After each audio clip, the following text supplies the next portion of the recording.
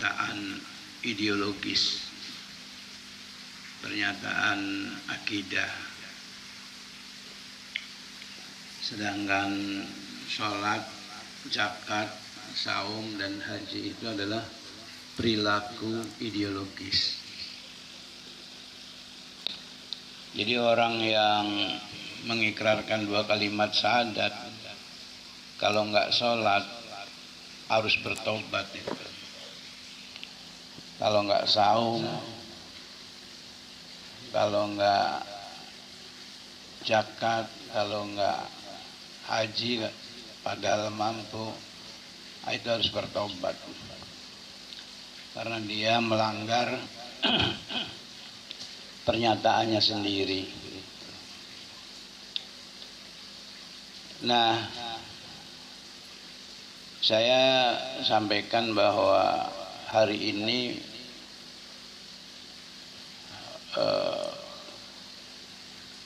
manusia, terutama umat Islam dan kaum muslimin, memaknai rukun Islam itu sebatas budaya.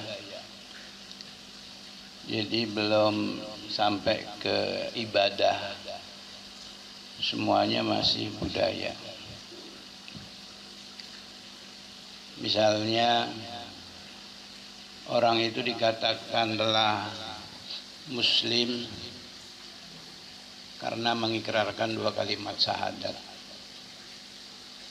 meskipun dia tidak melaksanakan ajaran Islam.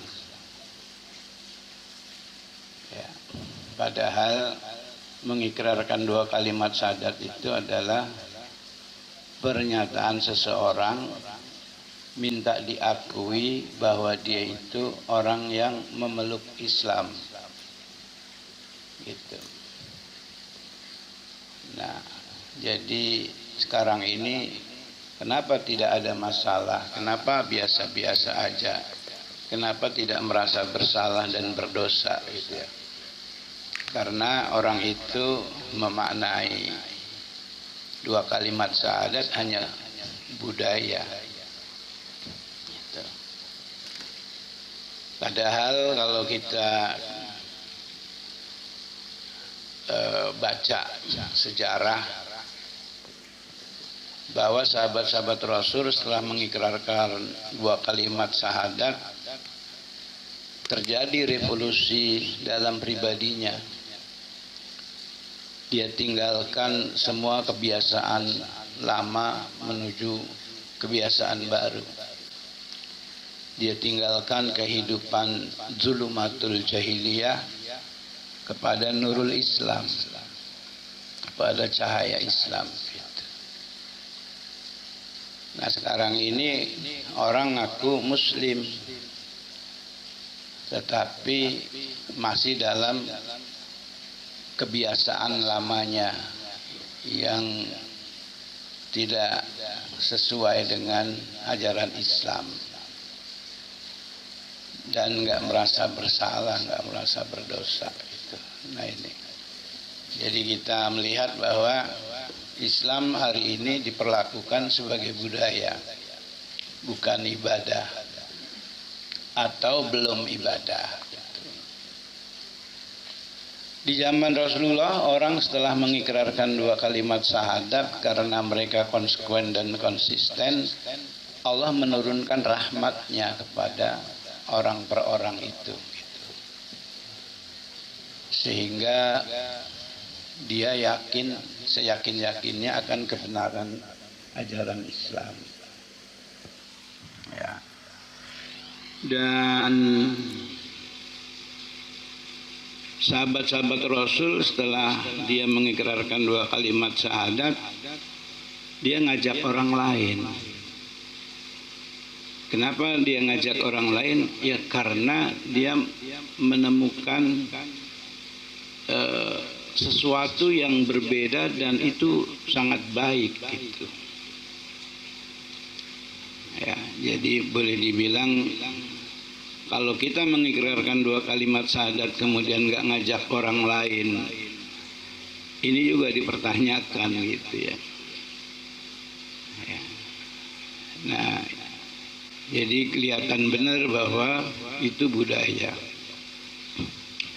Di banyak ayat disebutkan misalnya tu'minuna billah wa rasulih, itu selalu dihubungkan dengan wa tujahiduna fi sabilillah bi amwalikum wa anfusikum.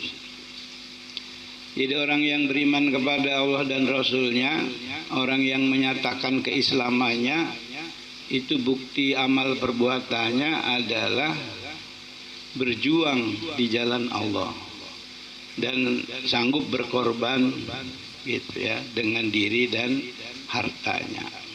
Itu ciri orang Islam yang paling kelihatan gitu ya. Kemudian misalnya sholat juga dimaknai hanya budaya. Kalau udah sholat ya udah gitu, berarti gugur kewajiban gitu. Nah itu saja masih ada sholat ya, hanya gerak badan dan ucapan. Ada sholat yang dengan makna, ada yang sholat dengan rasanya gitu. Nah sudah sulit kita temukan mana yang sholat karena maknanya atau ada maknanya, dan apalagi sholat yang ada rasanya gitu. Ya, rata-rata sholat hanya untuk membebaskan diri dari kewajiban gitu. Lebih-lebih kalau kita bahas as-sholatu imaduddin faman aqamaha faqad aqamadin. Sholat itu tiang agama, tiang din. Barang siapa yang menegakkan sholat, maka sungguh dia menegakkan agama. Ya. Wa man tarokaha, dan barang siapa yang meninggalkan sholat, sungguh dia telah merubuhkan agama. Faqad hadamadin. Berarti kan sholat itu sama dan sebangun dengan menegakkan agama. Nah kalau kita sholat tapi nggak ngefek menegakkan agama Allah, ini sholatnya dipertanyakan. Karena dulu sahabat-sahabat Rasul ya, setelah secara resmi dapat perintah dari Allah, sepulangnya Nabi Muhammad SAW itu kembali dari Mi'raj dengan melaksanakan perintah sholat 5 waktu, maka agama Allah tegak di Yastrib, sehingga Yastrib itu jadi Madinah. Tegak agama Allah di sana.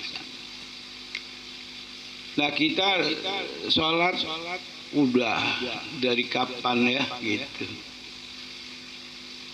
tapi agama ini nggak tegak-tegak gitu. Berarti kan ada masalah dengan sholat kita gitu ya. Rasulullah dulu 27 Rajab ya, dapat perintah sholat 5 waktu. Kemudian tidak lama agama Allah tegak. Nah ini patut dikoreksi gitu. Kenapa kok kita sholat agama ini nggak tegak? Ya mungkin tidak secara Korea kayak Yastrib. Ya keluarga lah paling nggak gitu. Ya, dengan sholat itu harusnya agama Allah tegak di keluarga kita. Gitu. Nah ini karena kita juga melihat sholat hari ini hanya sebagai budaya.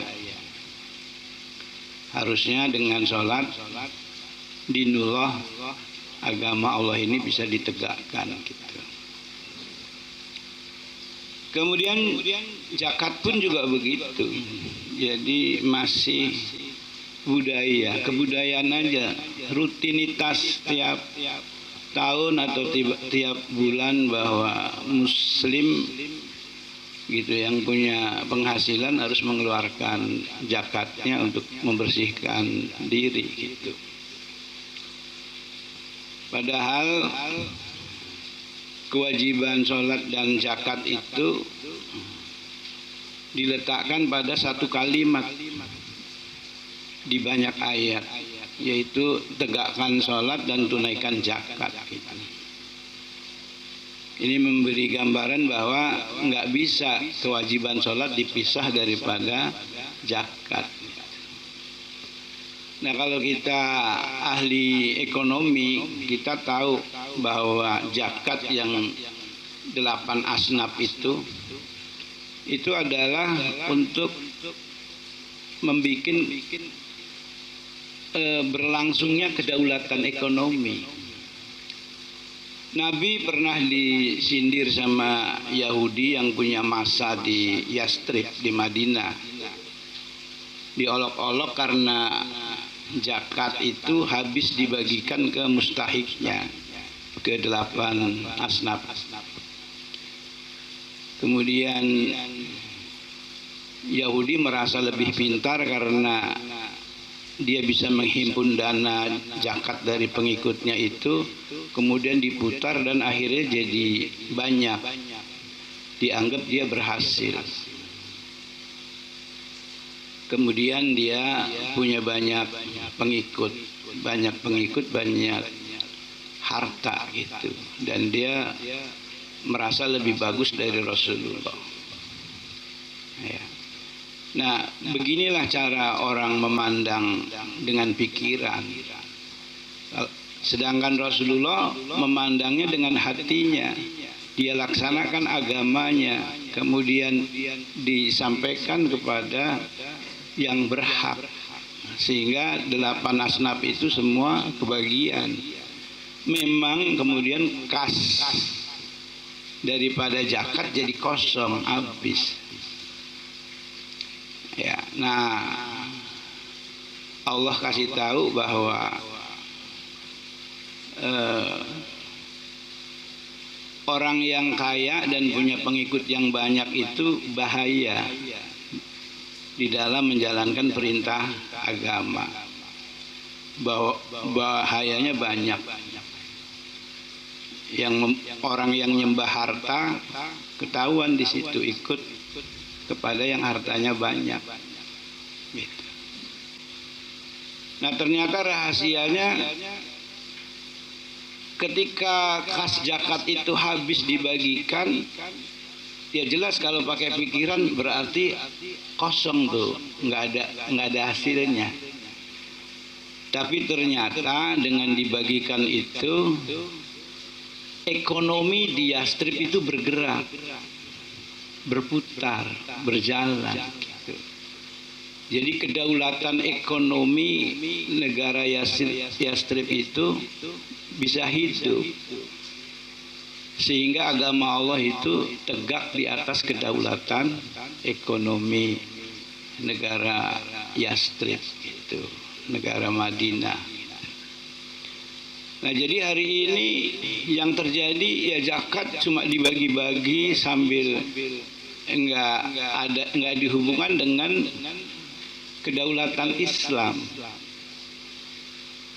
Nah, ini kita memaknainya balik lagi. Berarti sekarang ini baru budaya, belum ibadah. Kalau ibadah kan harus mencontoh Rasulullah gitu.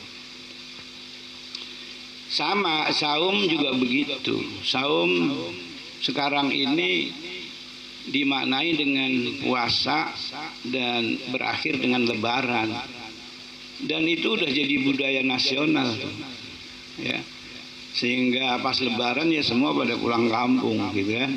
Itu udah jadi kebudayaan. Padahal Ramadan itu sebenarnya akademi militer itu. Di bulan Ramadan Rasulullah mencetak orang-orang beriman menjadi orang bertakwa. di bulan Ramadan, ya itu syariatnya Rasulullah, hakikatnya Allah. Allah mencetak orang-orang beriman menjadi tentara Allah. Gitu. Ya, lihat aja di kalimat takbirnya, wa azazundahu wa hadamal ahdaba wahda. Ya, Allah akan menggerakkan tentaranya dan akan mengalahkan tentara sekutu. Gitu. Jadi ini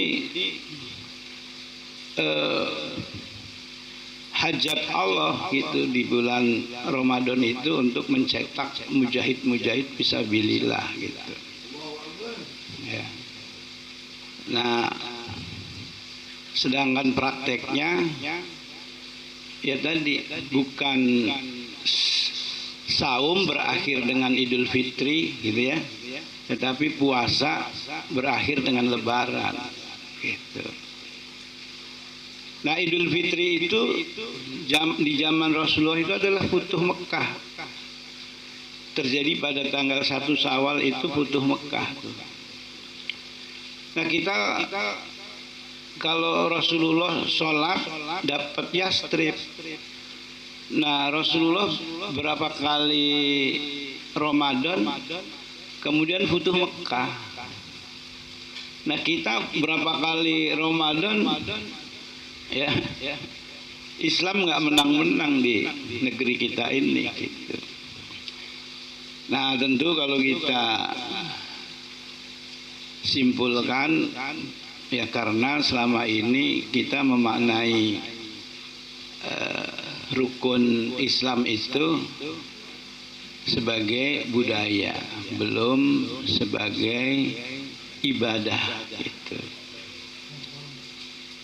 Nah, kita lihat lagi misalnya ibadah haji Rasulullah, terutama haji wada itu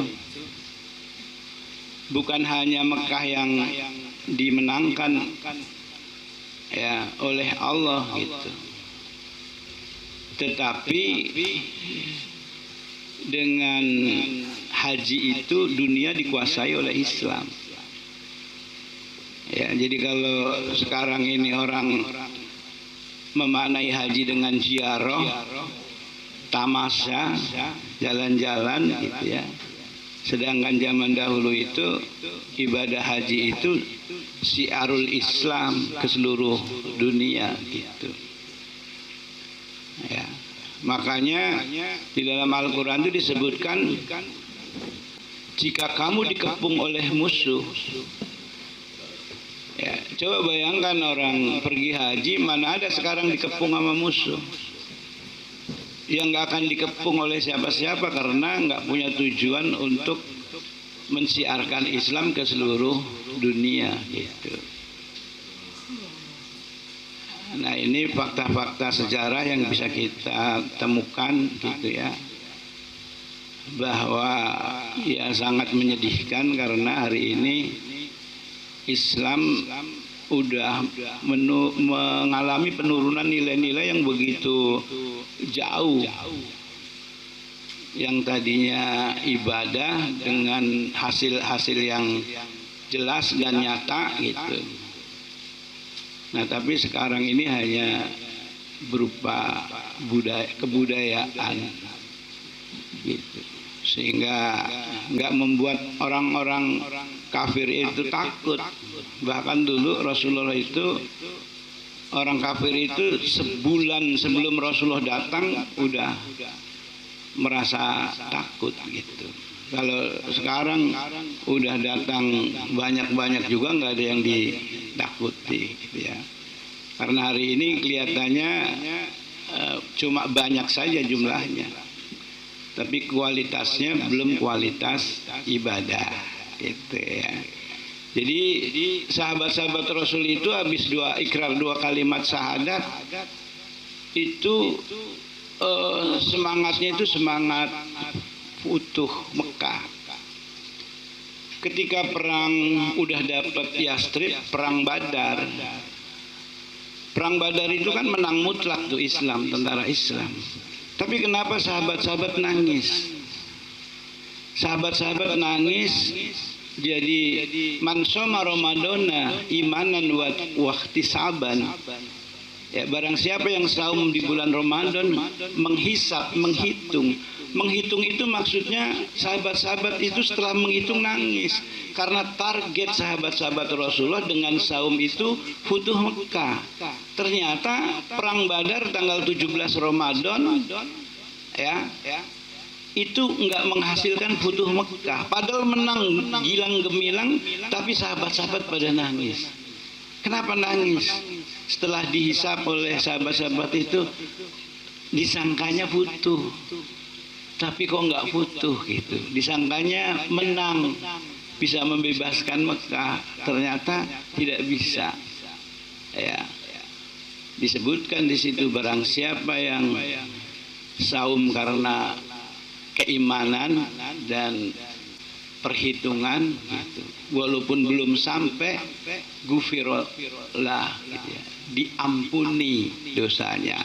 Baru setelah berapa kali ya, 6 kali Ramadan Allah izinkan untuk mendapatkan kemenangan gitu ya. Jadi rukun Islam ini kalau sungguh-sungguh kita maknai dengan ibadah, Masya Allah itu ya, tahapan-tahapannya jelas dan nyata. Nah sayangnya ya tadi hari ini kita menyaksikan semuanya memaknainya baru budaya. Nah karena itu kita yang tahu duluan, mari kita mulai bagaimana memaknai rukun Islam itu dengan ibadah ya, setingkat demi setingkat. Jadi kalau di awal tadi saya katakan bahwa mengikrarkan 2 kalimat syahadat itu adalah pernyataan ideologi, kemudian sholat sampai kepada haji itu adalah perilaku ideologi, itu kemudian kalau kita tidak mewujudkan ya bahwa sholat sampai ibadah haji itu sebagai ibadah ya, itu kita harus minta ampun tuh kepada Allah ya. Karena kita sholat nggak dapat Madinah, kita saum nggak dapat Mekah, kita haji nggak menguasai dunia gitu ya. Nah ini mari kita renungkan bersama gitu, bagaimana untuk kita bisa memaknai rukun Islam dengan ibadah, sehingga apa yang diberikan oleh Allah kepada Rasulullah dan sahabat-sahabatnya itu juga bisa diberikan kepada kita. Baik, selebihnya kita bisa tanya jawab ya, silakan.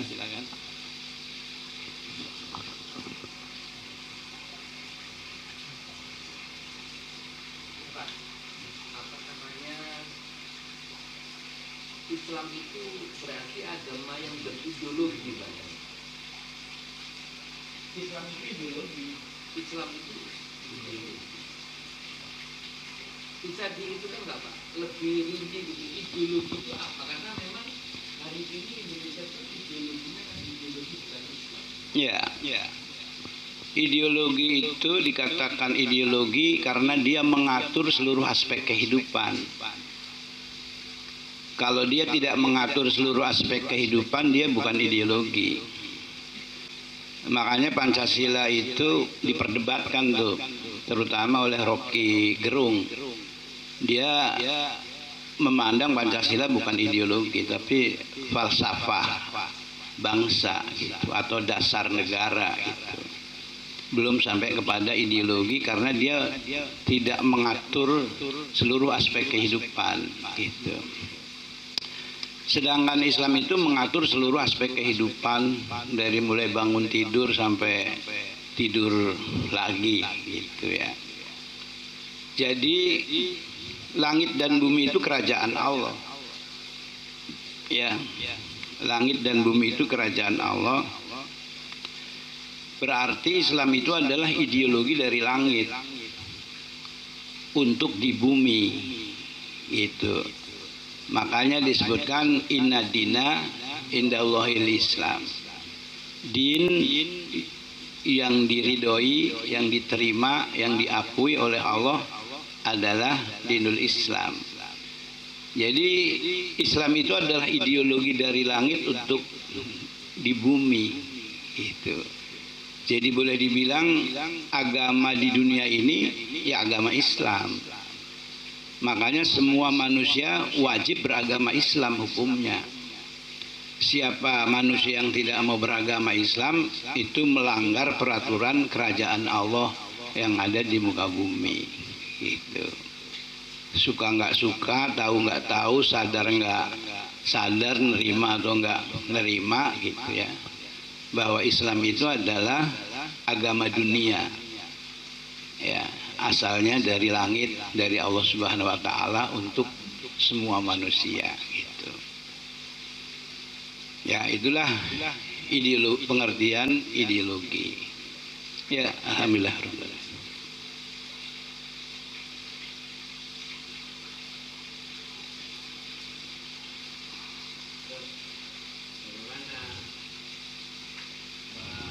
Bagaimana kita bisa mewujudkan ibadah ini tidak sekedar cuma budaya. Tolong kasih contoh dari semua rukun Islam tadi. Misalkan sholat itu kita harus bagaimana? Iya. Jadi budaya. Iya. Misalnya dengan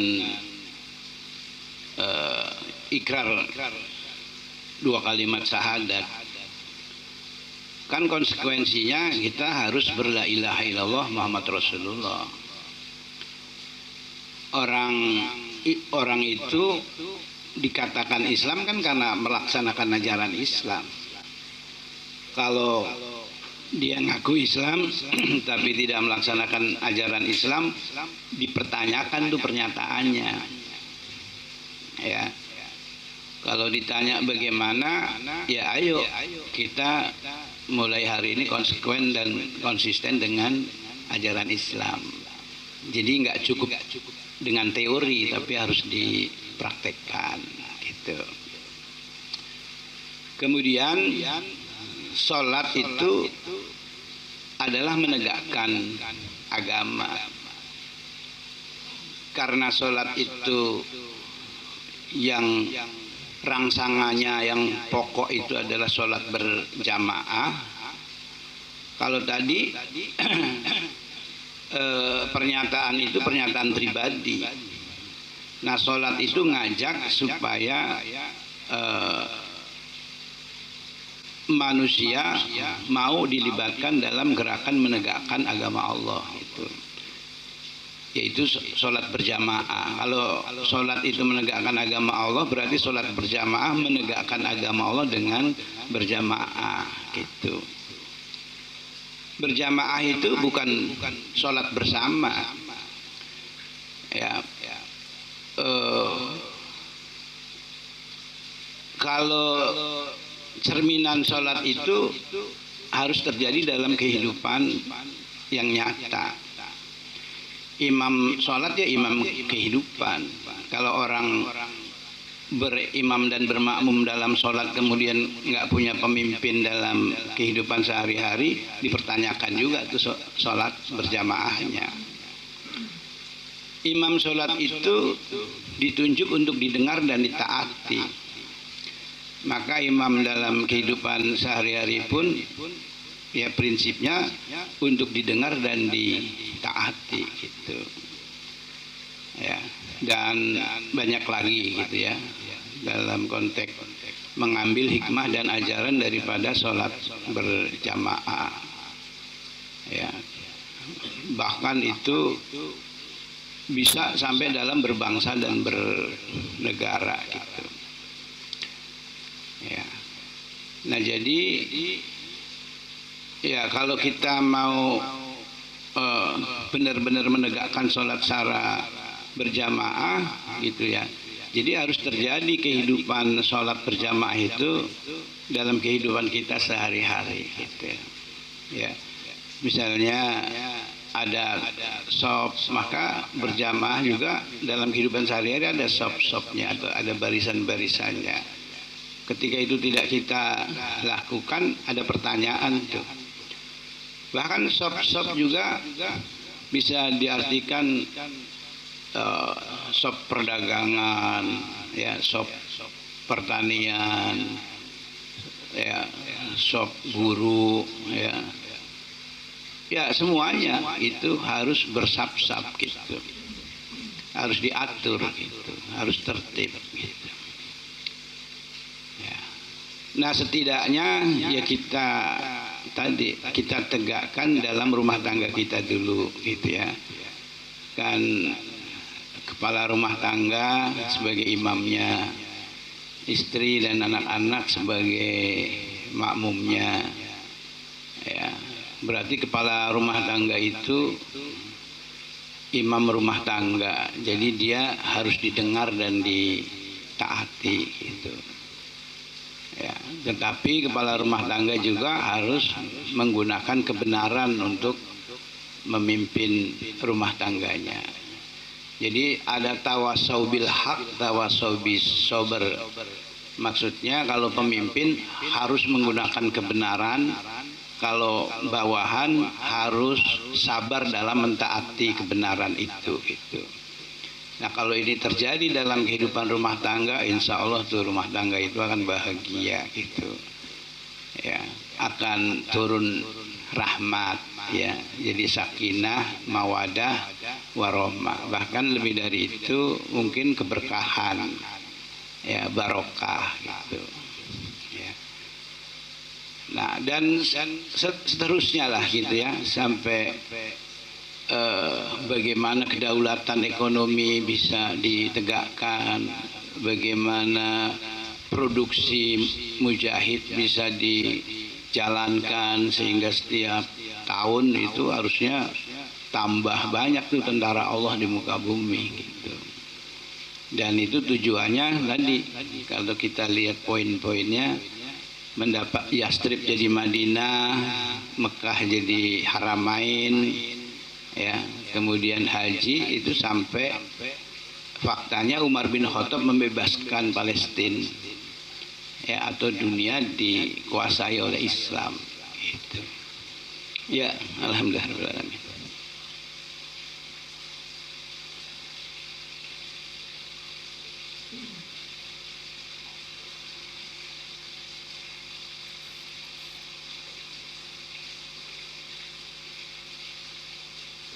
Ya. Melanjutkan pertanyaan dari Mas Chris. Jadi sholat itu yang dimaksudkan akan melahirkan kehidupan yang berjamaah. Terkadang kita memang ekspektasinya itu ingin berjamaah. Iya. Akan tetapi kita sulit untuk merealisasikan. Kadang entah itu gagasan kita yang salah, dengan pemimpin kita yang salah, atau dengan umat yang ada di jamaah itu yang salah, sehingga sulit sekali untuk mewujudkan suatu aspek kehidupan itu dengan berjamaah. Salah satunya mungkin di bidang ekonomi, perdagangan, dan lain sebagainya. Salah satu misal kita di jamaah ini kan ingin gitu mewujudkan bahwasanya kemarin sampai mewujudkan grup yang namanya generasi ekonomi Islam. Di situ tersusun rapi sebenarnya untuk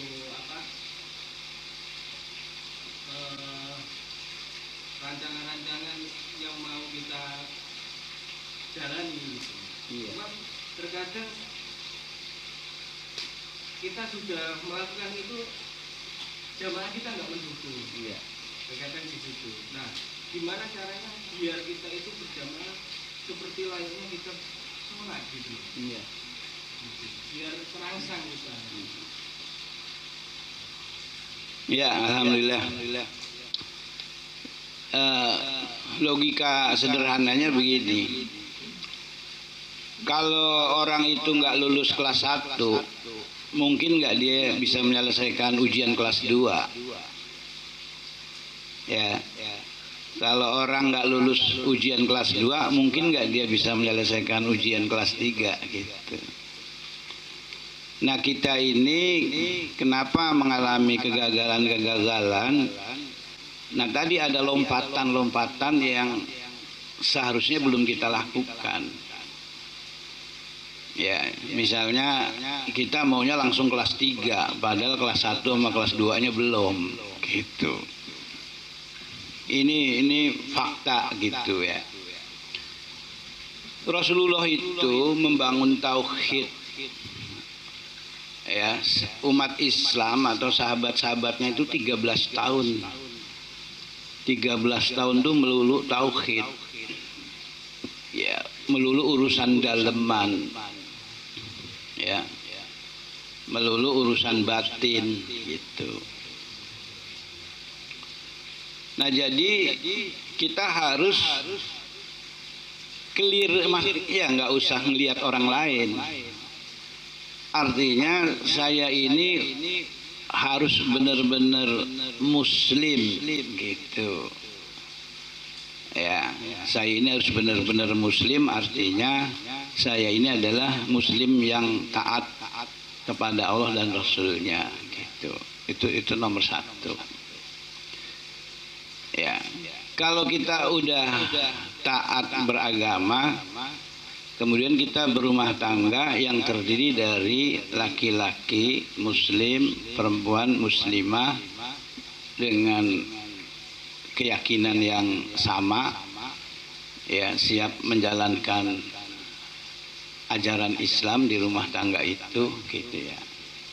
Baru itu terjadi kebaikan dalam rumah tangga itu. Nah, ini nanti kalau ini lulus, baru kita coba hidupkan Islam secara berjamaah. Ya, tapi kalau pribadinya nggak clear, terus bergabung dengan menyelesaikan soal yang kelas 3 tadi, padahal kelas 1 aja belum selesai. Nah, ini kendala, ini masalah gitu. Dan akhirnya ini kemudian jadi presiden buruk buat jamaah. Orang jadi rasanya gitu ya. Mendingan kita tahan sebentar, kita pastikan clear, ya, lulus ujian, baru kita bentuk yang berikutnya, kita lakukan yang berikutnya. Nah, kalau begitu insya Allah nggak mengecewakan gitu. Ya, jadi kalau kayak sekarang ini hampir semuanya itu, ya, kadang-kadang orang yang nggak ngerti ikut ngomong, orang yang nggak ngerti ikut menentukan kebijakan. Itu kan kesalahan di dalam beragama. Kemudian mempercayakan kepada orang yang bukan ahlinya. Udah dikasih tahu kalau itu dilakukan terjadi kehancuran, habis nggak ada lagi yang lain, Pak, kan gitu. Berarti kan nggak sabar gitu. Harusnya kumpulkan dulu rukun dan syaratnya itu. Kalau udah terkumpul, susun dengan sebaik-baiknya gitu. Ya, atau mulai dari yang clear. Misalnya bangun rumah, ya pondasi dulu. Berarti kumpulin hal-hal yang berhubungan dengan pondasi. Setelah terkumpul baru bikin, ya, diramu, diaduk, lakukan, maka terjadi itu pondasi yang kuat. Jangan mau bangun rumah pondasi belum langsung tiang. Ini kan nggak ngerti berarti gitu. Nah, jadi yang paling mendasar itu kita ingin membangun Islam, tapi kita nggak tahu ilmu tentang Islam.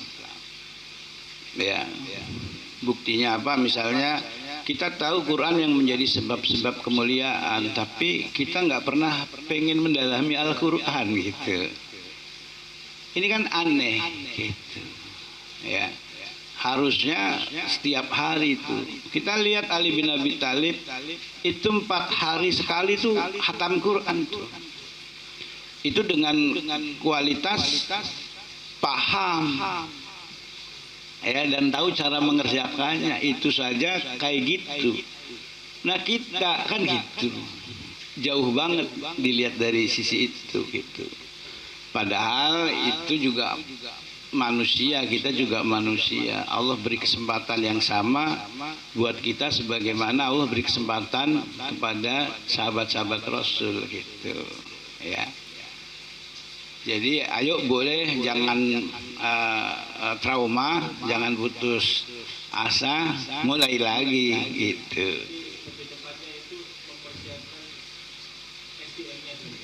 Iya, karena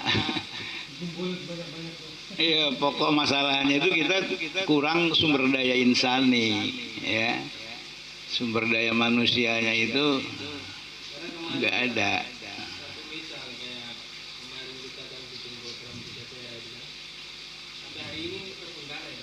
Iya.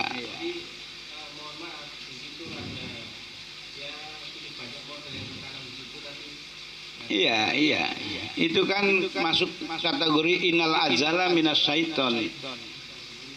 Tergesa-gesa, terburu-buru itu dari setan itu. Ya semangatnya oke gitu, tapi ilmunya udah belum gitu ya. Terus udah sesuai dengan ilmu apa belum kan gitu. Ya. Kalau mau sukses pakai ilmu.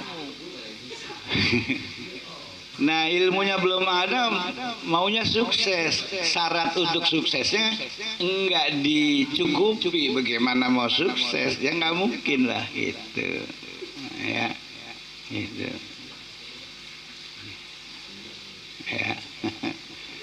Nabi udah kasih tahu kalau mau kaya dengan ilmu, kalau mau masuk surga dengan ilmu. Jadi nggak ada orang masuk surga itu kebetulan itu atau nasib beruntung, itu nggak ada. Ya orang masuk surga ya pakai ilmu. Kalau nggak punya ilmu masuk surga ya nggak akan masuk surga.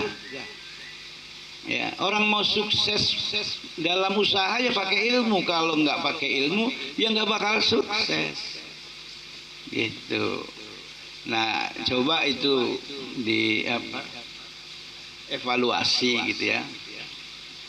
Tapi ya tadi jangan trauma, ulangi lagi, jangan diulangi kesalahannya gitu. Gitu. Ya. Yang jadi gambaran saya itu kita harus bangun rumah tangga kita dulu.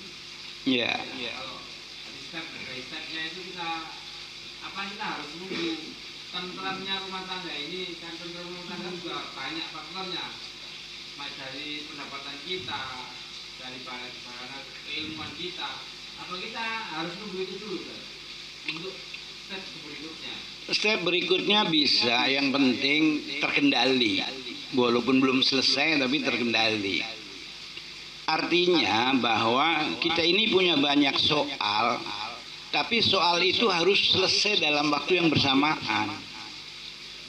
Gitu. Jadi urusan rumah tangga tetap diselesaikan, ya urusan berjamaah juga diselesaikan. Gitu. Ya. Jadi ya luar biasa, waktunya bersamaan harus selesai. Gitu. Nah itu kan dibutuhkan manajerial yang bagus. Ya manajerial yang bagus yang menjangkau urusan pribadi, yang menjangkau urusan rumah tangga, dan menjangkau urusan berjamaah gitu. Yang saya maksudkan jangan sampai bahwa urusan rumah tangga kemudian akhirnya membuat urusan jamaah tidak berjalan gitu. Tapi kita harus punya manajerial yang bagus untuk menjangkau ketiga-tiganya sehingga selesai dalam waktu yang bersamaan. Urusan pribadi selesai, urusan keluarga selesai, dan urusan jamaah selesai gitu. Itu sebenarnya hal yang kalau menurut saya biasa, sederhana gitu. Insya Allah nggak ada sulit-sulitnya gitu. Ya. Kalau gitu, ini kalonya ini yang penting, bahwa kita memandang sesuatu dengan hati kita. Karena kebanyakan manusia hari ini memandang sesuatu dengan pikirannya.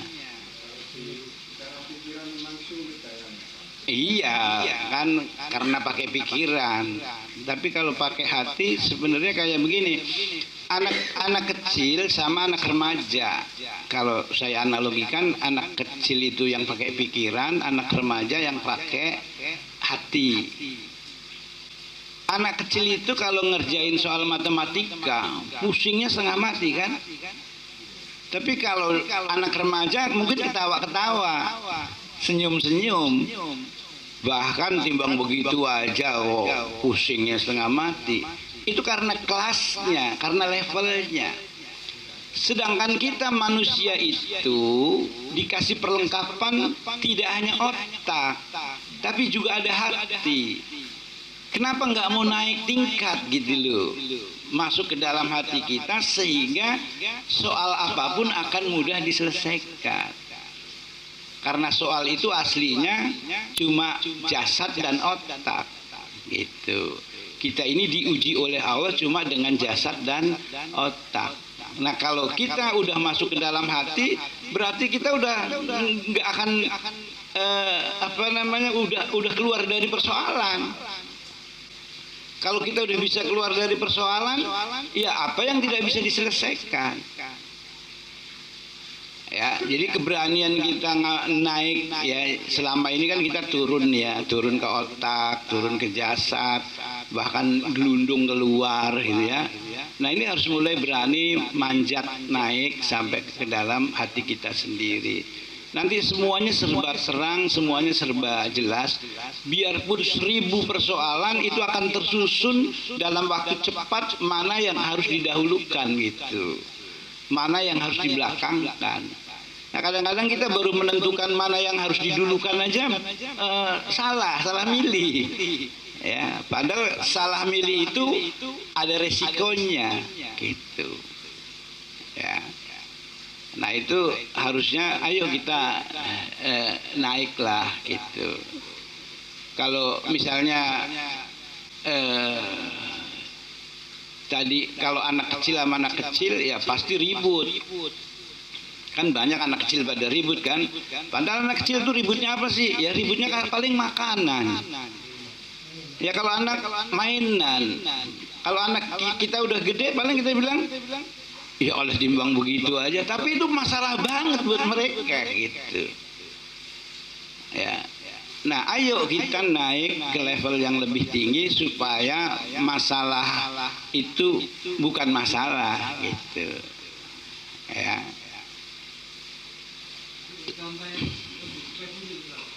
Yang untuk menggunakan hati itu loh. Karena kita masih bagaimana cara kita menggunakan hati? Saya sebenarnya juga nggak paham saya. Saya pribadi nggak paham. Jadi bagaimana contoh yang lebih spesifik lah, nantinya agar lebih jelas kita menggunakan hati. Ya. Misalnya sampean disalahi sama orang. Kalau pakai pikiran pasti pengen bales dong. Ya kan? Pasti pengen bales. Dan kalau bales kemungkinan lebih besar, lebih bertambah, lebih berat karena ditambah dorongan kesal. Ya. Tapi agama, hati menyuruh memaafkan. Nah kalau lebih misalnya kita balas dengan lebih, padahal balas itu harus sepadan, itu baru namanya adil. Tapi kalau balasnya lebih, hancur tuh hubungan sampean dengan orang itu kan. Tapi kalau sepadan pun kalian hubungannya akan renggang, karena nggak akan pulih kembali seperti sedia kala, walaupun keadilan udah ditegakkan. Karena pasti ada yang tergores lah hatinya, terluka lah pikirannya, itu pasti terjadi. Tapi kalau antum misalnya memaafkan kesalahan orang, ya pakai hati itu memaafkan, itu orang itu akan baik sama kita kalau kita memaafkan orang. Kenapa? Wah ini luar biasa nih orang. Oh kok saya padahal bersalah, berdosa sama dia, kok dia memaafkan saya gitu. Ya. Ini contoh menggunakan hati dengan menggunakan pikiran gitu. Dan itu nanti di poin-poin yang lain pun bisa terjadi gitu. Ya. Ya kalau nggak berani langsung gede ya yang kecil gitu. Kalau nggak berani yang tebal ya yang tipis. Kalau nggak berani langsung yang jauh ya yang deket-deket gitu. Mulailah gitu. Hidup ini menggunakan hati gitu. Insya Allah masalah akan terselesaikan gitu. Ya. Ya. Terkadang itu antara kita mendengarkan hati dengan nekat itu beda tipis. Kadang kita itu seakan-akan memang mendengarkan dorongan hati, tapi kita tidak mempertimbangkan gimana resiko, terus gimana persiapan kita, sehingga kita itu malah nggak aja. Ya. Karena itu bisa dibilang nekat gitu. Nah ini yang jadi pertanyaan, gimana caranya untuk membedakan itu benar-benar kita pakai hati atau nekat gitu. Ya. Dulu guru saya ngajarin saya tentang ilmu alam-alam itu, kata dia ke saya, pelajaran pertama kita ini harus masuk alam angin. Ya, angin itu gambaran orang yang ikhlas. Angin itu memberi, tapi yang diberi tidak merasa diberi. Nggak ada orang berterima kasih kepada angin, padahal setiap saat dia digunakan oleh manusia. Jadi makanya rumusannya mukhlisina lahuddin. Maunya melaksanakan perintah agama, tapi ikhlas nggak? Nah gitu. Ya, jadi keikhlasan melaksanakan agama, bukan asal melaksanakan agama gitu. Ya. Jadi ketika keikhlasannya kurang atau tidak ada, ya agama dilaksanakan maunya baik. Yang terjadi ajalah tuh. Kalau orang udah ikhlas itu bisa cepat dan tepat. Ya. Tadi kan mungkin kita cepat, pengennya cepat tapi ajalah tergesa-gesa. Tapi kalau orang ikhlas melakukan perintah agama itu bisa cepat dan tepat. Gitu. Jadi tidak berlambat-lambat dan tidak tergesa-gesa. Pas gitu. Ya. Itu kalau dalam diri kita ada keikhlasan gitu. Ya, gitu.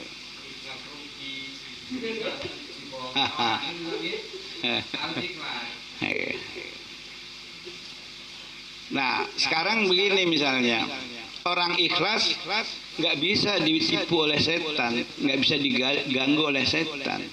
Berarti ketika kita rugi, ketika kita dibohongi, itu bukan ikhlas, itu takdir tuh.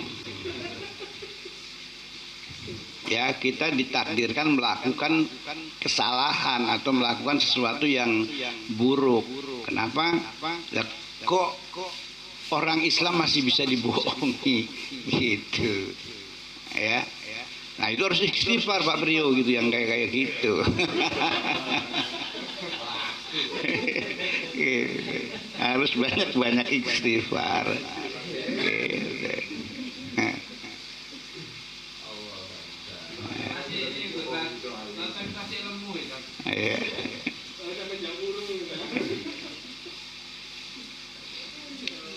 Ya, silakan.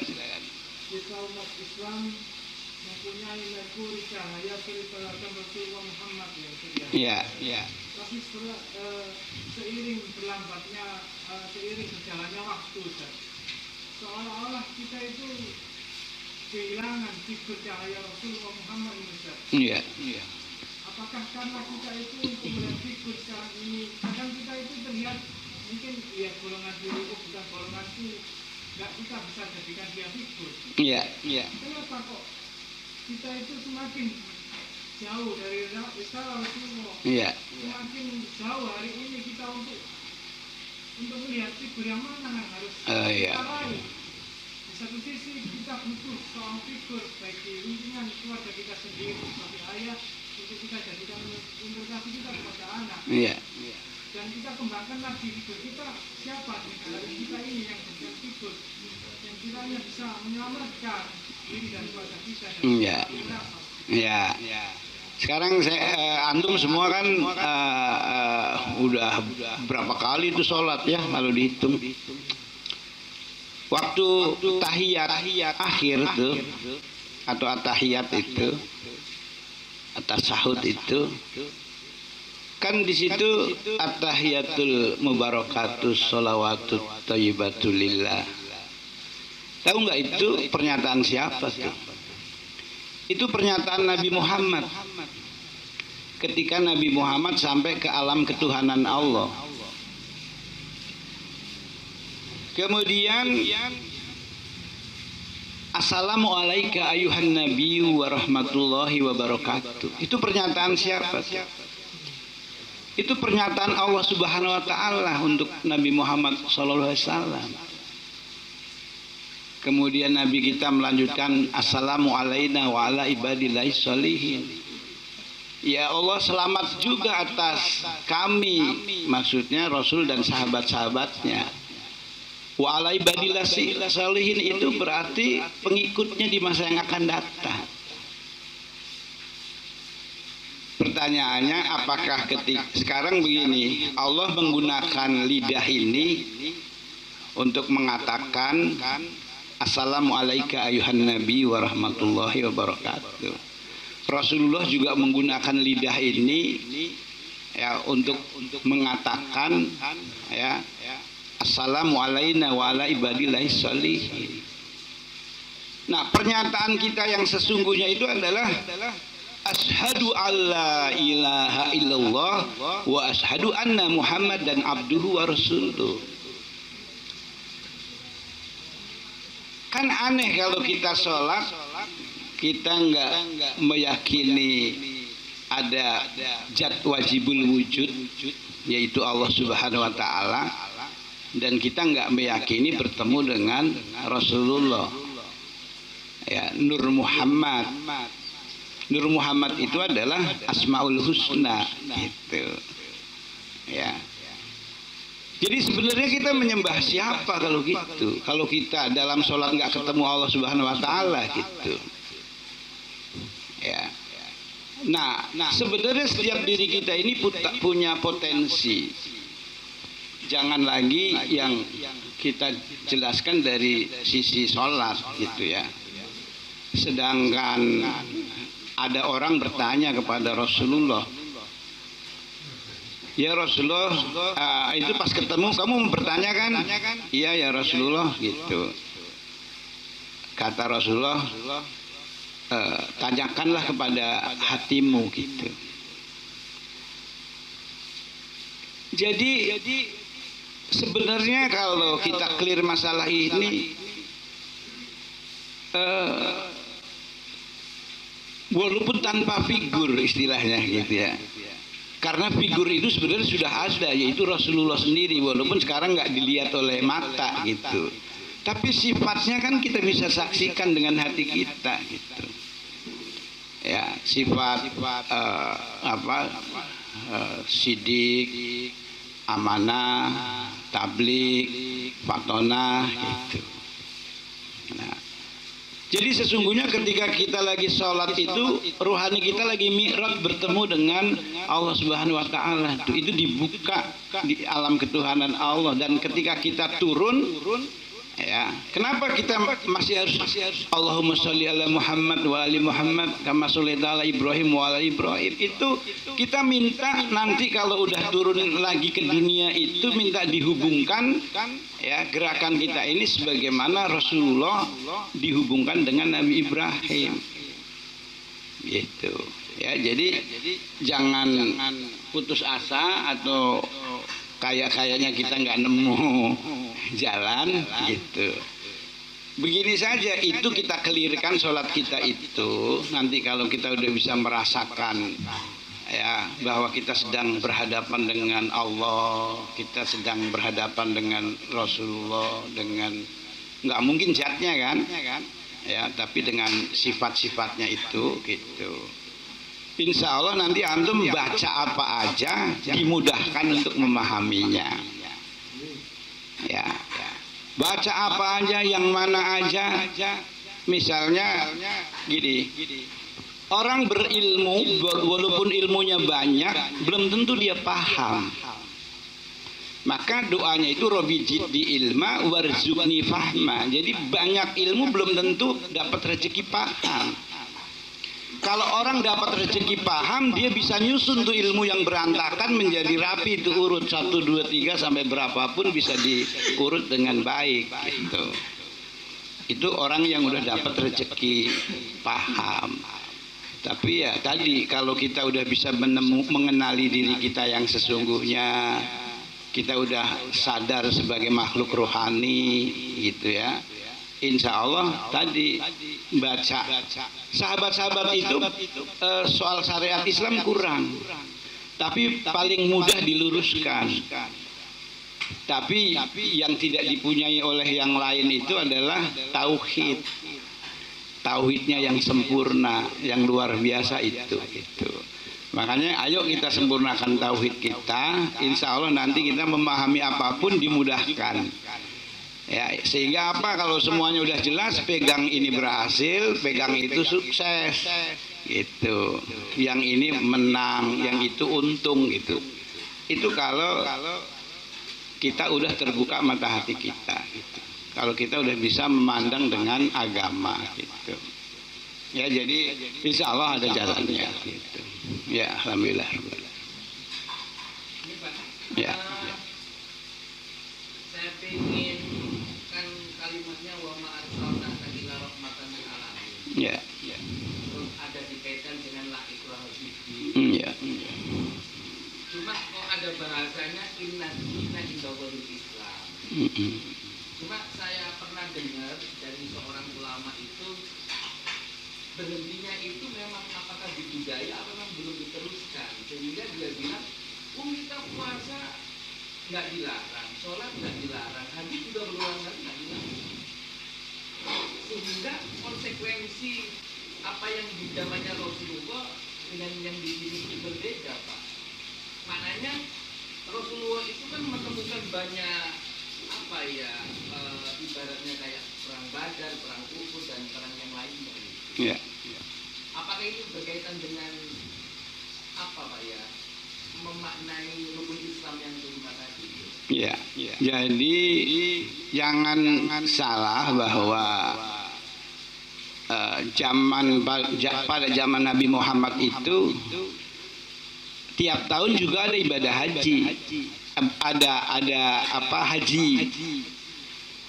Tapi pemerintah Mekah waktu itu membolehkan bukan ibadah, ya, jadi ziarah gitu. Ya. Nah, kayak di Indonesia jangan salah, dulu di Pulau Ubi, Pulau Onrus itu tempat penyelenggaraan haji untuk umat Islam bangsa Indonesia. Pertanyaannya, apakah Belanda setuju dengan ibadah haji itu? Ya, sama dulu pemerintah Mekah juga begitu gitu. Jadi mereka tidak menghilangkan istilah rukun Islam itu, ya, tetapi mereka telah merubah dari ibadah menjadi budaya. Itu masalahnya gitu. Kita sadar nggak kalau mereka telah merubah dari ibadah menjadi budaya gitu, ya. Sehingga ibadah haji yang dilakukan oleh Rasulullah diingatkan, kalau kamu dikepung musuh, kenapa ibadah haji kok dikepung musuh? Kita kan belum pernah nemuin ibadah haji dikepung musuh kan?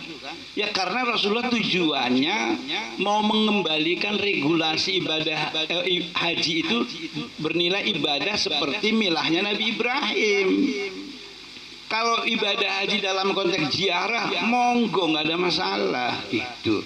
Tetapi kamu jangan pakai regulasinya Nabi Ibrahim gitu. Kalau sekarang kamu jangan pakai regulasinya Nabi Muhammad SAW. Itu yang membahayakan mereka gitu. Jadi kalau rukun Islam udah bernilai ibadah, itu bahaya buat mereka gitu. Karena kan hilang jadi Emangnya benar, mohon maaf, Raja Saudi yang berkuasa atas agama? Kan enggak. Ya. Emangnya benar Mekah itu milik Arab Saudi atau milik umat Islam? Ya, Ka'bah itu milik umat Islam kan, bukan milik Arab Saudi kan? Ya, cuma karena dia udah menguasai dan itu menguntungkan, ya pasti dia mempertahankannya gitu. Ya, nah kewajiban Rasulullah itu dulu mengembalikan regulasi ibadah haji seperti milahnya Nabi Ibrahim. Nah ini yang dia tidak suka, tidak mau, makanya yang pergi haji itu dikepung tuh waktu Rasulullah umroh pertama itu dikepung oleh musuh dengan 50 pasukan berkuda gitu. Ya. Jadi persoalannya itu bukan persoalan kita, tapi persoalan mereka dengan syariat Islam. Persoalan mereka dengan Allah Subhanahu wa taala gitu. Jadi penolakan mereka dengan ajaran Islam gitu. Jadi jangan dipikir bahwa tidak melarang, membiarkan itu berarti membolehkan, enggak gitu. Karena pada prakteknya mereka tidak membolehkan untuk kita melaksanakan syariat Islam gitu. Ya, pada prakteknya mereka tidak setuju kita menegakkan agama Allah gitu. Ya, dari mulai Yastrib jadi Madinah, Mekah jadi Madinah, ya sampai dunia jadi Madinah, itu mereka nggak setuju gitu. Jadi pendapat yang mengatakan nggak melarang, iya nggak melarang kalau dilakukan secara budaya, tapi kalau dilakukan secara ibadah mereka nggak mau gitu, nggak terima gitu. Ya misalnya dulu pemerintah Belanda itu menyelenggarakan haji bukan setuju kepada para peserta haji, bukan. Karena setiap kali pulang dari ibadah haji itu menjadi pejuang, itu akhirnya dia kalau dia nggak selenggarakan dia nggak bisa nandain siapa-siapa yang udah pergi haji. Malah dikasih gelar haji, dikasih topi haji, supaya apa? Supaya gampang ditandai. Sayangnya umat Islam senang digituin gitu, padahal dia ditandain itu gitu. Ya. Jadi bukannya dia senang, di samping dengan ibadah haji itu dia dapat keuntungan yang besar. Ya, jadi dia mengambil keuntungan yang besar atas nama ibadah kan gitu.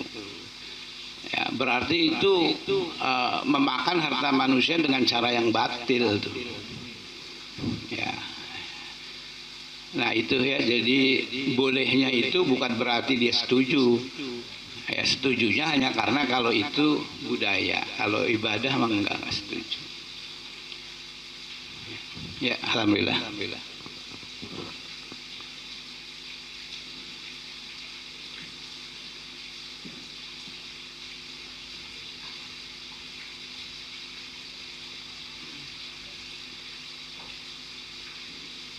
Bismillahirrahmanirrahim. Ustaz, tolong jelaskan tentang mengikrarkan kalimat syahadat yang benar. Dan yang kedua, tolong jelaskan tentang hidup berla ilaha illallah. Ya. Muhammad Rasulullah. Ya. Ya, sedapatnya ya waktunya.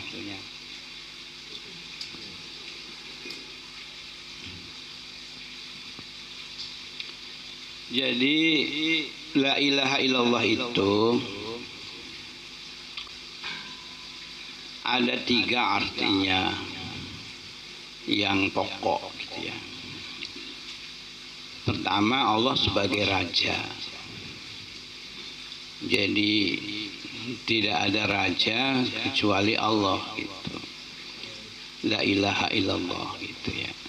Maka disebutkan di suratul Fatihah itu ada ilahin nas. Ya, ada iyyaka na'budu wa iyyaka nasta'in. Jadi itu ada peribadahan itu, yang diibadahi itu adalah ka di situ domir anta itu adalah Allah. Jadi ini hubungan antara abid dan ma'bud, ya, hubungan antara makhluk dengan al-khaliq gitu. Ya, jadi itu pengakuan seorang hamba kepada sang khaliq bahwa dia adalah abid, ya, Allah adalah ma'budul haq atau raja yang sesungguhnya yang diibadahi gitu. Nah, raja ini punya wilayah kekuasaan. Ya, wilayah kekuasaannya itu meliputi langit dan bumi gitu. Kemudian raja ini membuat aturan untuk langit dan bumi. Ya, udah seimbang. Jadi kalau kita baca surat Ar-Ra'd ya ayat 11 itu bahwa innallaha la yughayyiru ma biqaumin hatta yughayyiru ma bi anfusihim, itu tidak tepat kalau diartikan untuk usaha terus Allah yang menentukan. Dalilnya bukan itu. Maksudnya ayat itu bahwa Allah menciptakan manusia untuk menikmati kehidupan dunia dan kehidupan akhirat. Itu tujuan Allah menciptakan manusia di muka bumi. Nah, seharusnya kita ini menikmati kehidupan dunia dan kehidupan akhirat sampai kita yang merubah nikmat itu. Bagaimana cara kita kok merubah nikmat? Ya, kita melanggar ketetapan Allah. Kita melanggar aturan universal yang udah dibuat oleh Allah yang sangat sempurna, dan kamu nggak akan bisa melihat kekurangannya itu. Tetapi ketika kamu melanggar, ya pasti kamu akan dapat resikonya. Nah, saat kita melanggar dan kita mendapat resikonya, itulah bahwa kita yang merubah aturan Allah dan kita menerima resikonya gitu. Ya. Jadi misalnya sabbaha lillahi ma fis samawati wa ma fil ard, telah bertasbih apa aja yang ada di langit dan di bumi. Tasbih itu artinya memprioritaskan keinginan Allah. Misalnya bumi disuruh ngatur jarak dengan matahari, dia taat, dia prioritaskan keinginan Allah itu. Itulah tasbihnya bumi. Coba kalau bumi ini nggak bertasbih kepada Allah, maju lebih dekat ke matahari, apa yang terjadi? Panaslah, kebakar. Maka nggak ada tuh makhluk di muka bumi. Atau kalau bumi menjauh dari matahari, maka bumi itu akan dingin, beku, nggak ada kehidupan juga di bumi gitu. Nah, jadi Allah udah bikin aturan dengan sempurna. Siapa saja yang melanggar aturan itu, ya dapat resikonya. Kira-kira sama seperti bumi kalau dia berani maju atau mundur. Ya, makanya Quran mengatakan miskola darotin khairoyaro, miskola darotin saroyaro. Nah, kesalahan dan dosa yang kita lakukan gitu, suka tidak suka, ngerti nggak ngerti, mau nggak mau, akan balasannya akan menimpa orang yang melakukannya, baik lahiriah maupun batiniah gitu. Nah, jadi kita harus yakin dalam konteks la ilaha illallah ini, Allah sebagai raja, wilayah kekuasaannya meliputi langit dan bumi, dan dia memberlakukan aturan undang-undang dan hukumnya. Siapa saja yang melanggar itu, mau orang kaya, orang miskin, mau pejabat, mau rakyat, mau ulama, mau rakyat biasa, sama aja dalam pandangan Allah. Pasti dihukum oleh Allah sesuai dengan pelanggaran yang dilakukannya gitu.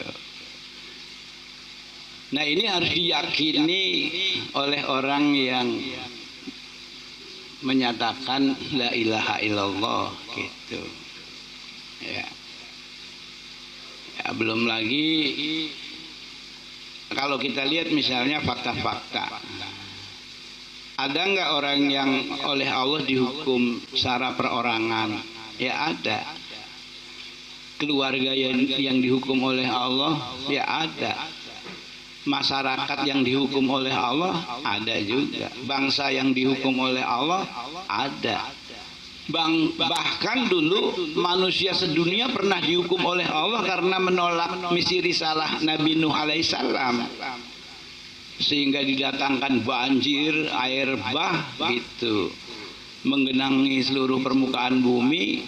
Yang selamat cuma Nabi Nuh dan pengikutnya gitu. Ya. Jadi ketika kita bilang la ilaha illallah, harus ke sana ininya gitu. Ya.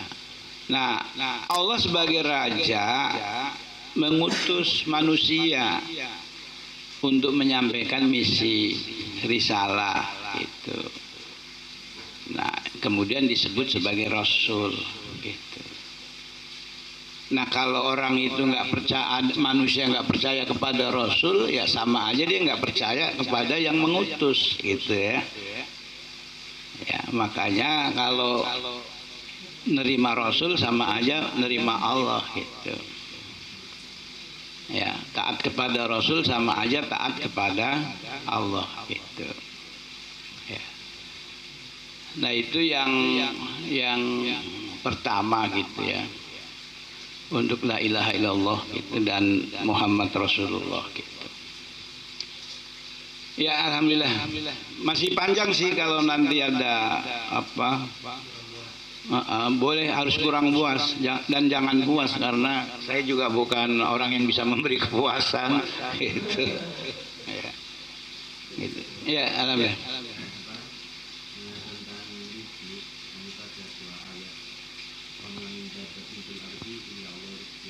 Ya.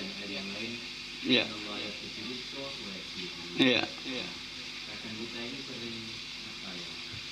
Sering merasa kita ini sudah berupaya tapi hasilnya gini-gini aja. Lalu caranya yang membuat kita ini sebagai padahal tadi dijelaskan ada ayat innallaha la yughayyiru ma biqaumin hatta yughayyiru ma bi anfusihim.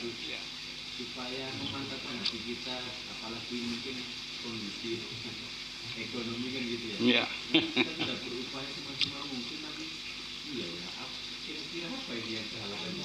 Iya.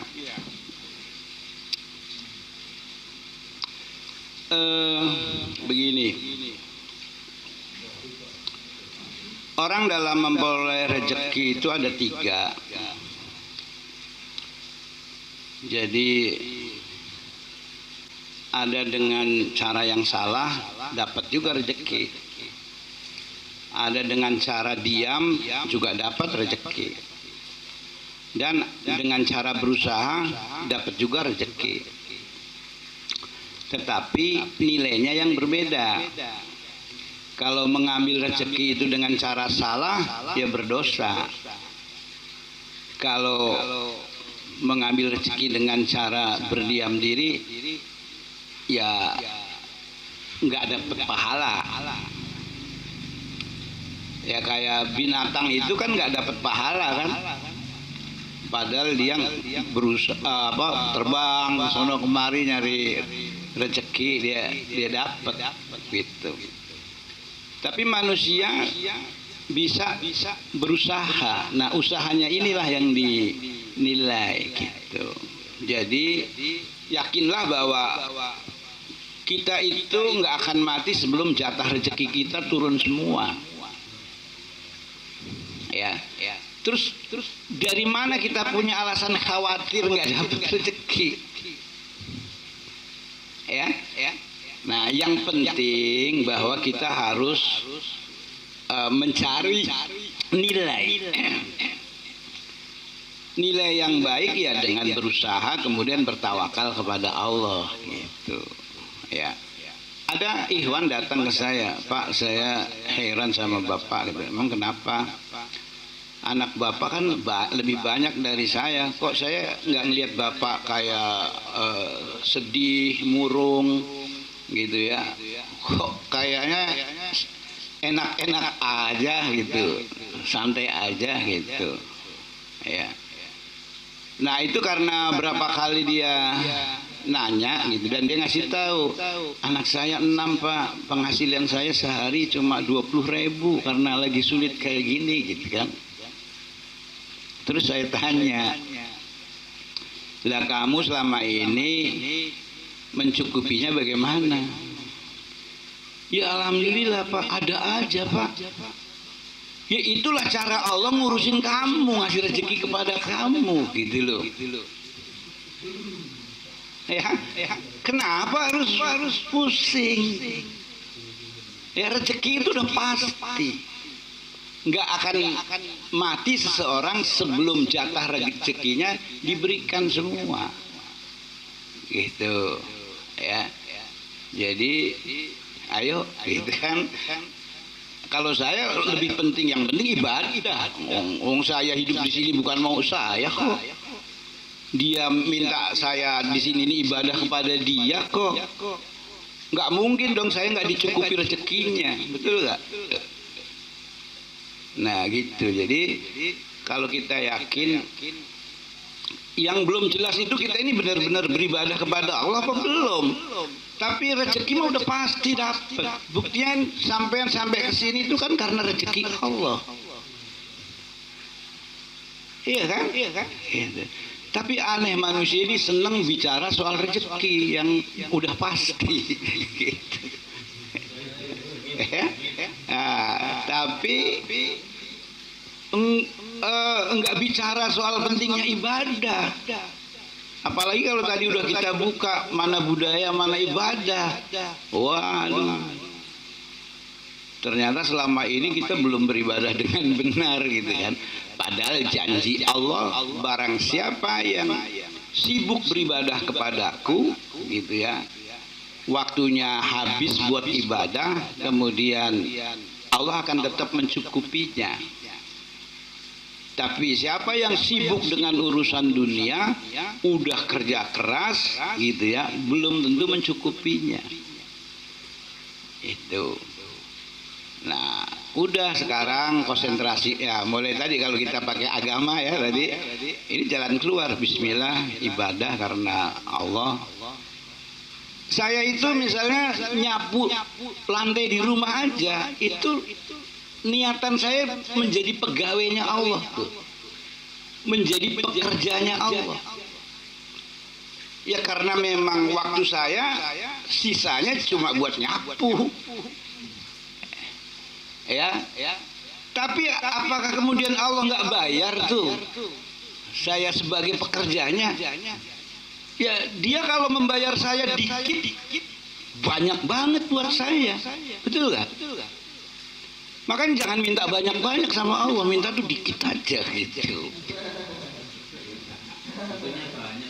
Nah itu banyak menurut pikiran sama dikit menurut hati, masih gedean dikit menurut hati gitu. Wah iya itu. Ya. Ayo. Ya. Ikhlas itu pekerjaan paling mudah untuk pejuang. Tapi pekerjaan paling sulit untuk ulama. Ya, ulama itu sulit untuk ikhlas, tapi kalau pejuang ikhlas itu paling gampang. Contoh misalnya kalau orang-orang sufi itu kan bilang ikhlas itu paling tinggi. Makrifat itu kan paling tinggi gitu. Tapi kalau pejuang itu makrifat itu nomor pertama tuh. Ya. Paling tinggi itu ada maklum, ya, tiada dan meniadakan, itu paling tinggi. Nah, kalau kita sungguh-sungguh mau menegakkan agama Allah, Allah akan kasih tahu cara tadi yang orang-orang itu kata susah, sulit, tinggi, enggak, itu paling rendah ikhlas tuh. Ya. Ya. Kadang kita orang awam itu nganggap rezeki itu lebih kepada ya tadi rezeki uang gitu ya. Ya. Terus kalau rezeki itu kan kadang kita ada yang beranggapan itu jadi rezeki itu sudah ditetapkan, pasti dikasih jatahnya sama Allah. Iya. Dicatat dan ada nggak bakal ketuker. Iya. Jadi kalau berdoa jangan minta rezeki, itu sudah ditetapkan. Mintalah tambahan rezeki, nah itu boleh. Mintanya tambahan rezeki, mintanya lebih dari yang dicatat itu mungkin gitu ya. Utuhnya akil tadi. Itulah kalau pakai otak begitu. Tidak nerima, kurang ikhlas sebenarnya. Nah, gitu. Boleh enggak kalau kayak gitu? Berdoa itu boleh. Malah harus, karena dengan berdoa itu dapat pahala berdoa. Ya. Dan doa itu kadang sesuai dengan apa yang kita inginkan, kadang tidak sesuai gitu.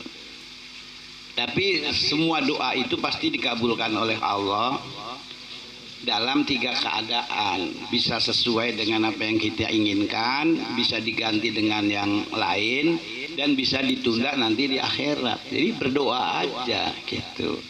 Jadi jangan berdoa minta rezekinya dirubah gitu. Ya. Nah, kan sekarang begini misalnya, emangnya kita tahu ditambah atau dikurang kan gitu. Ya, gitu. Tapi tadi doa aja gitu, ya. Kalau ada bahasa ziyadah tambahan itu nanti di akhirat, tambahan itu bukan di dunia gitu. Jadi ada orang di surga itu nanti dapat rezeki tambahan. Tambahannya itu melihat Allah Subhanahu wa taala gitu. Dan itu cuma sesaat gitu ya. Karena pada saat Allah menyingkapkan bahasa yang bisa kita tangkap itu, betisnya diperlihatkan kepada ahli surga, maka surga nggak nikmat lagi. Ya. Karena nikmatnya memandang Allah Subhanahu wa taala gitu. Itu bonus. Tapi cuma sesaat, karena ntar surga nggak laku kalau ya rohani kita memandang Allah, surga akhirat nggak laku gitu. Maka sesaat baru mulai laku lagi itu surga gitu. Ya. Tambahannya itu aja yang kita minta. Yang memang ada dalilnya gitu. Ya, alhamdulillah. Pak, menjelaskan tentang itu, Pak. Mudah bagi pejuang, sulit bagi ulama.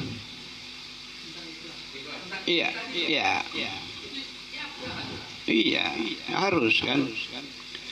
Dalam Islam itu ada muslimin muslimat, mukminin mukminat, qanitin qanitat, sodikin sodikot, sobirin sobirat. Itu tingkatan level manusia tuh. Nah, kalau qanitin qanitat itu kan artinya laki-laki dan perempuan yang taat. Orang yang taat matilah pokoknya menjadi orang yang taat gitu, menjadi orang yang disiplin. Nah, ini kalau di zaman Rasulullah itu di kadernya di bulan Ramadan. Jadi menjadi tentara Allah. Coba saya tanya, yang namanya malaikat itu kan tentara Allah kan? Malaikat itu kerjaannya apa? Taat aja kan, melaksanakan perintah Allah kan, nggak macem-macem kan. Nah, bisa nggak kita kayak malaikat? Harusnya bisa kan gitu. Pokoknya taat aja kepada Allah dan Rasulnya gitu. Walaupun otak kita nggak nyampe, udah nurut aja, karena taat itu kadangkala tidak harus disertai dengan pemahaman. Ya taat aja gitu. Nah sekarang kalau saya tanya, ketika misalnya kita udah berjamaah, kemudian makmum ini taat kepada imamnya atau pemimpinnya, setelah taat kepada pemimpin, kemudian rahmat Allah itu turun.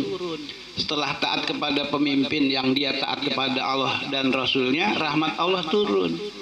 Lama-lama taat kepada pemimpin itu hal yang biasa nggak? Yang mudah nggak? Yang sederhana kan? Gitu. Ya, tapi kalau ulama misalnya disuruh taat kepada pemimpin, pasti nanya dalil. Ya dalilnya mana, bagaimana gitu. Jadi agak lebih susah dia untuk taat gitu. Ya, jadi ulama itu kalau di tingkatan ini adalah mukminin mukminat gitu. Ya. Jadi biasakanlah gitu ya, konsekuen dan konsisten dengan 2 kalimat syahadat. Insya Allah kita akan mudah mendapatkan keikhlasan. Yang awalnya mungkin ngerti nggak ngerti, pokoknya nurut. Setelah tahu nikmatnya, nurutnya dengan mudah gitu. Ya, ikhlas itu kan mukhlisina lahudin, ikhlas melaksanakan perintah agama. Awalnya nggak ikhlas, tapi ditahan. Setelah dibayar oleh Allah dengan rahmatnya, lama-lama hilang tuh keterpaksaannya. Yang ada tinggal ketulusannya melaksanakan perintah Allah dan Rasulnya, karena dengan begitu rahmat Allah diturunkan gitu. Ya. Nah itu harus ada pengalaman pribadi kita, sehingga mungkin kita bisa testimoni benar ini gitu. Ya ayo kita mulai kapan lagi gitu, menjadi orang ikhlas kan gitu. Ya alhamdulillah. Oh kita masih ada lagi nanti. Jam 8 ya. Berarti kita skor dengan hamdalah. Alhamdulillahirabbil alamin. Assalamualaikum warahmatullahi wabarakatuh.